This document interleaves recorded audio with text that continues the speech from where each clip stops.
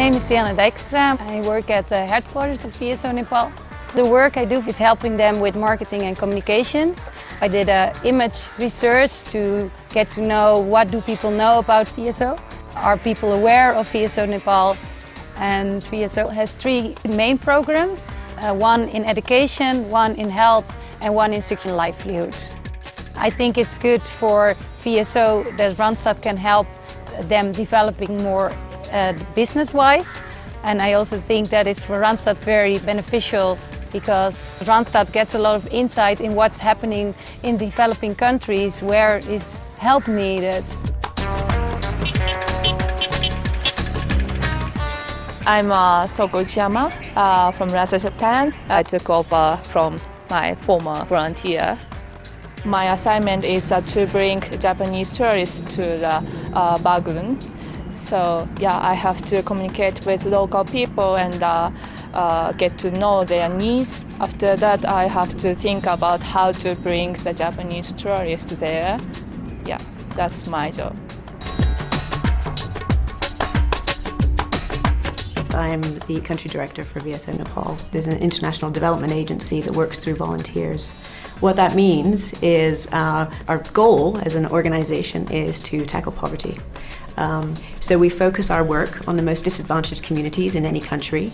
We analyze what the particular challenges are for those people or those communities, and then we determine whether or not there's a role that we as a volunteer organization can play to support some of the work around resolving those issues.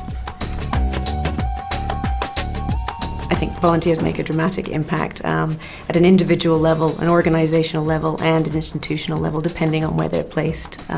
They bring their technical skills, of course, but they bring an approach and a way of thinking that can be different and that can be incredibly valuable to the people they're working with. They can deliver impact which is very relevant and timely, which is unique, I think, in the development world. Projects and funding can do so much, but a volunteer on the ground, working closely with people, can adapt their thinking and adapt the approaches based on what the realities are at that particular point in time. For communications, it's important that you see actually what's going on at the field and you experience it yourself. And I visited already different districts where VSO Nepal is working. Recently I went to the district Lamju to visit the Sister for Sister project.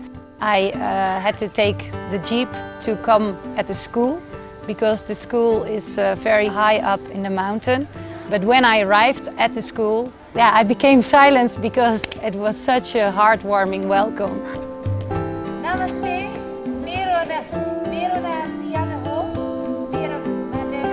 People are really grateful for the help VSO is giving them. My name is Anne Marser.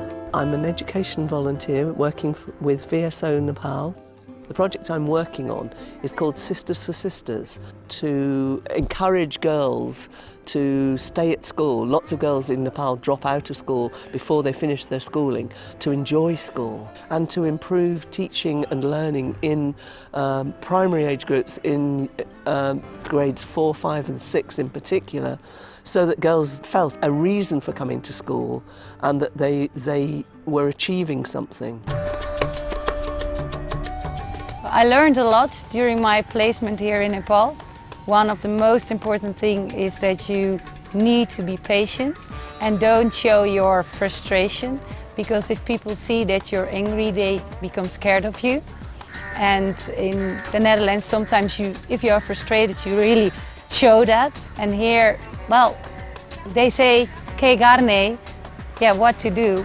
And that's what I really learned here, to be patient.